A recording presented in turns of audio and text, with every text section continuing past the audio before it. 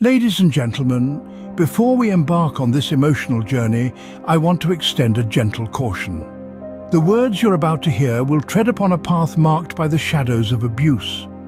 If this topic is one that stirs discomfort or triggers painful memories, I implore you to prioritize your well-being. It takes strength to recognize our limits, and there's no shame in stepping back when needed. For those who choose to stay, know that the narrative we are about to explore is a part of a broader conversation. A conversation that seeks understanding, empathy, and the possibility of healing. Abuse is a heavy subject, and as we navigate through these words, let us approach them with respect, compassion, and the acknowledgement that the stories we share have the power to foster awareness and change. With that, let us begin reading a few pages from my personal journal, with sensitivity and an open heart, aware of the profound impact words can have. May our journey together be one of reflection, compassion, and ultimately, a step toward a world where the shadows of abuse can be replaced by the light of empathy and support. Let's begin. I often ask myself how my upbringing in an abusive home affected my mental health. This question is more than a passing thought. It is my quest to understand the profound psychological impact that such an environment has left on my mind. I grew up in a home where fear was my constant companion. A place where the anticipation of the next blow, the next outburst, the next wave of emotional turmoil was an unending undercurrent. This constant state of fear warped my perception of safety and security. Over time, I developed coping mechanisms that ranged from withdrawal and isolation to aggression and defiance. But the impact of my abusive home extended beyond these immediate reactions. The emotional turmoil I had experienced there led to difficulties in forming healthy relationships later in life. Why? Because my early interactions taught me that love was conditional, volatile, and commonly accompanied by pain. This understanding resulted in me constantly second-guessing my worthiness of love and affection, leading to self-esteem issues that persisted into adulthood. What's more, growing up in an abusive home significantly increased my likelihood of developing mental health disorders. Anxiety, depression, post-traumatic stress disorder. These were just a few of the conditions that became more common in my life.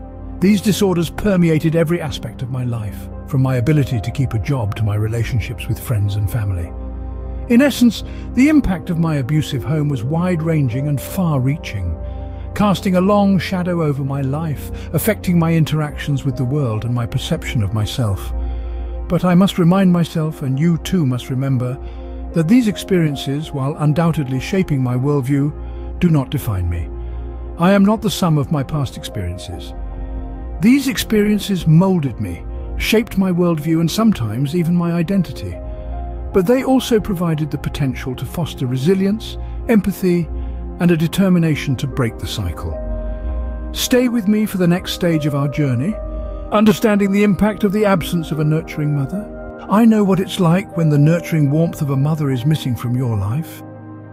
Picture a flower straining to bloom without sunlight, or a bird attempting to soar without a guide. That was my life, growing up without the love and care of a mother. I became intimately familiar with feelings of abandonment. It was my constant companion, like a shadow that persisted even on the sunniest of days. This void often manifested as a relentless quest for approval, an insatiable thirst for affection. I found myself constantly attempting to fill this gaping emptiness with fleeting instances of validation. It felt like trying to catch the wind in a net, an endeavor destined to fail. The struggle to form secure attachments turned into a lifelong challenge, akin to constructing a castle on ever-shifting sands. The foundations of trust and self-worth were wobbly at best, often leading to turbulent relationships and a fragile sense of self-esteem. The absence of a mother's love leaves a void that resonates throughout one's life. For me, these were not just questions, but my lived reality. I was shaped by the harsh hands of an abusive father and the void left by an absent mother. My home was a battlefield, not a sanctuary. Every day was a fight for survival, a test of my resilience. I learned to erect walls, not bridges, for my own protection from the world.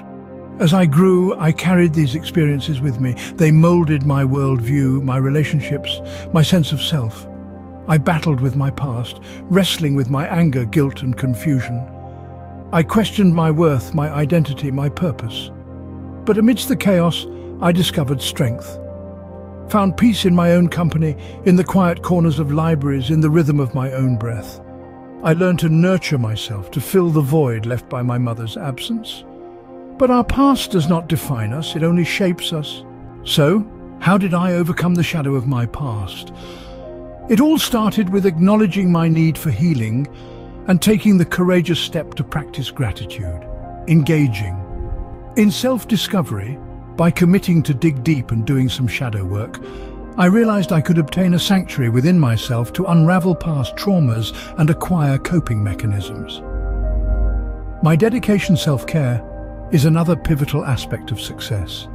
It wasn't just indulging in luxurious spa days or fine dining experiences, but about tending to my mental, emotional and physical health. Physical health is my hardest hurdle to date to overcome. It involved setting boundaries, making room for rest, and feeding my passions. Establishing wholesome relationships was another leap towards outgrowing the past. I made sure to surround myself with individuals who inspired me, respected me, and empathized with my journey. If you can relate to anything you've heard in this video, leave your story in the comments.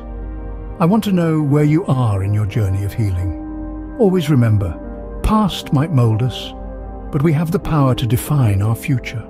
No matter how sorrowful my past might have been, healing was achievable and a radiant future is within my grasp.